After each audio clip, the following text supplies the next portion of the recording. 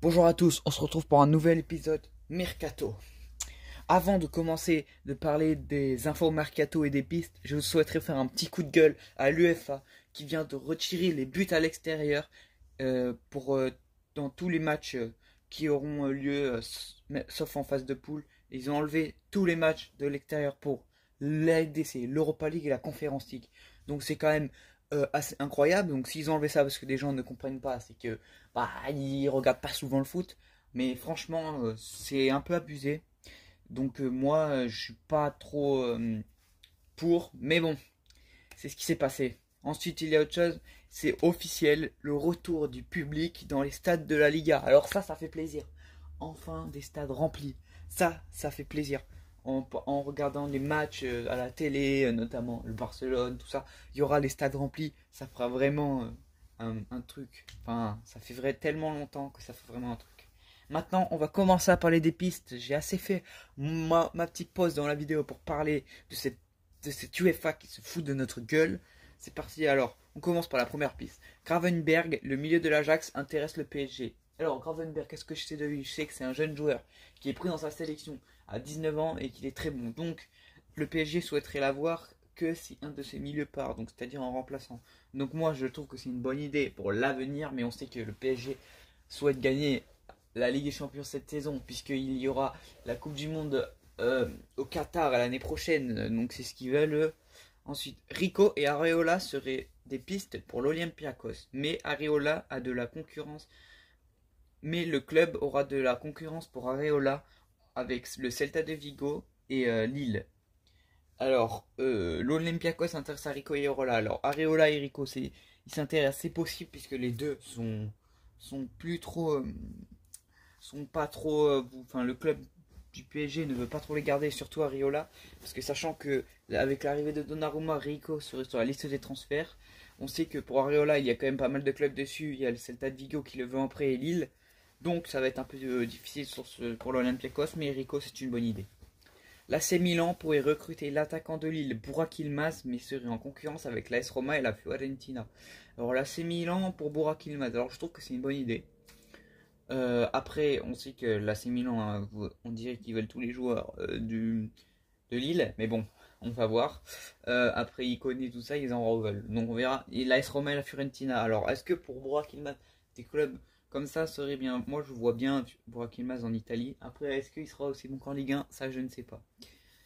Le milieu de terrain d'Anderlecht, Albert Sandy Lokonga, aurait été convoité par plusieurs clubs. Le joueur les aurait refusés et donne sa priorité à Arsenal. Alors, je ne sais pas du tout quels sont les autres clubs, mais pour donner sa priorité à Arsenal, après je comprends, parce qu'Arsenal est un grand club et s'ils le prennent, ben au moins il sera dans un gros club, voilà. Mais je connais pas trop ce joueur. Le club turc de Başakşehir voudrait recruter l'attaquant de l'ASSE, Wabi Kazri. Sa valeur marchande est estimée à 4,5 millions. Alors Wabi Kazri, on connaît le talent de ce joueur, il est passé par plusieurs clubs de Ligue 1. Je sais plus exactement lesquels, mais on sait qu'il est passé quand même par pas mal de clubs.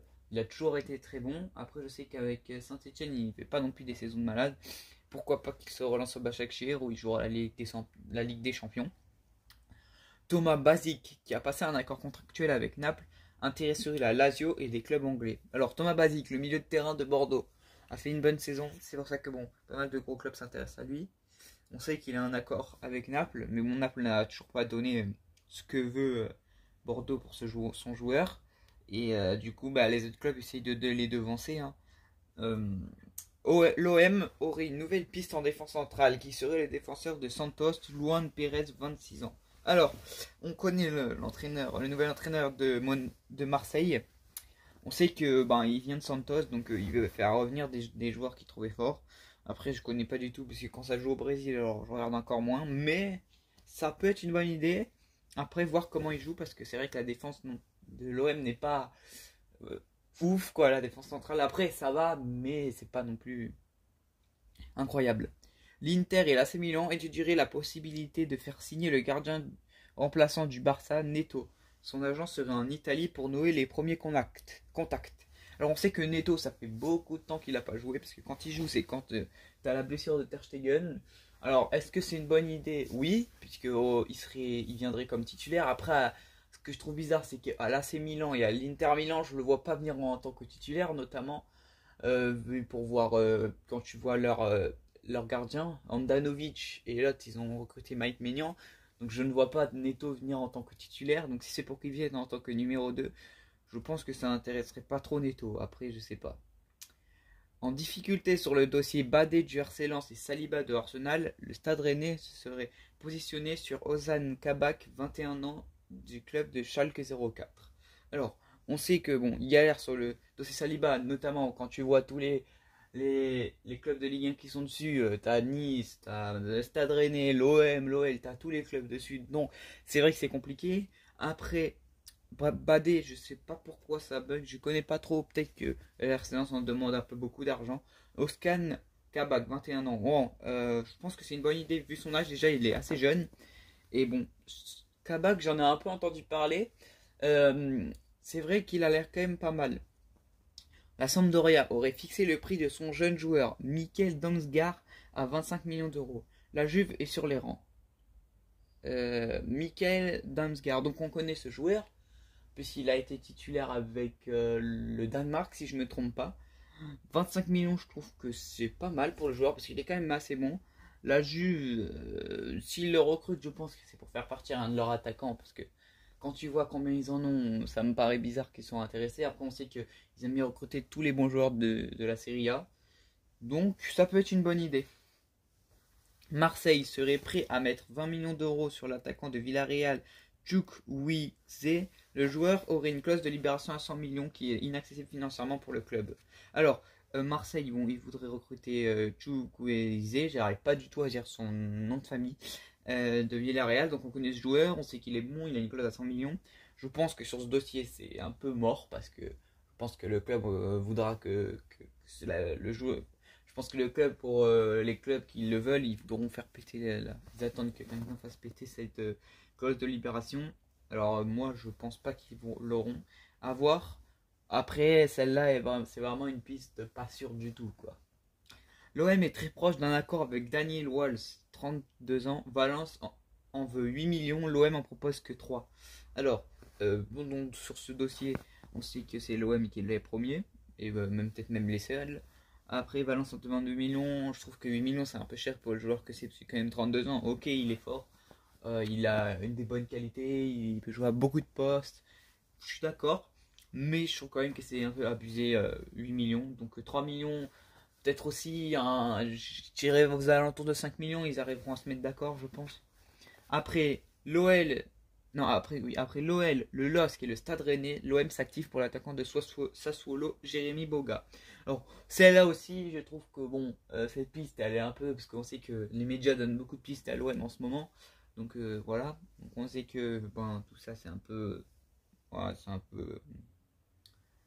Voilà, pour rajouter sur les papiers, parce que je ne vois pas du tout l'OM pouvoir mettre de l'argent sur Jérémy Boga. Parce que quand à l'OL, le LOSC et le Stade Rennais qui peuvent pas, je ne vois pas l'OM pouvoir le mettre. Après peut-être, mais je pense pas du tout. L'Eintracht Francfort fait de la place en attaque pour laisser la place à l'attaquant de Nantes, Colomboigny, qu'ils comptent recruter, parce qu'ils n'ont pas encore recruté. Donc l'Eintracht Francfort fait de la place en attaque pour Colomboigny. Alors Colomboigny est un bon joueur, il n'a pas fait non plus une saison de malade. On sait comment il est fort, on sait l'âge qu'il a, donc bon, on sait que ça peut faire quand même très bien. Je le vois bien se lancer là-bas, et pour peut-être faire quelque chose d'assez cool. Voilà, donc maintenant nous allons passer aux pistes officielles. Il n'y en a pas, enfin aux pistes officielles, même pas, c'est pas des pistes puisque c'est officiel. On va parler à tout ce qui a été officiel. Alors j'ai que deux trucs. C'est Cyprien signe à Nantes en prêt. Cyprien de Nice, du coup, on sait qu'il a toujours été très bon à Nice. Il a été prêté depuis l'arrivée de Ineos. Il est que prêté, enfin il se fait prêter de partout. Donc là il est reprêté encore une saison à Nantes. On verra ce qu'il fera là-bas. Je trouve que c'est quand même une bonne recrue pour Nantes. Et voilà. Le nouvel entraîneur de West Bromwich Albion est un Français, Valérien Ismaël. Alors je connais pas. On sait que bon, West Bromwich Albion c'est en Ligue 2 anglaise, donc au moins on le sait. Et voilà. J'espère que la vidéo vous aura plu. C'était VR Foot News. Allez, ciao.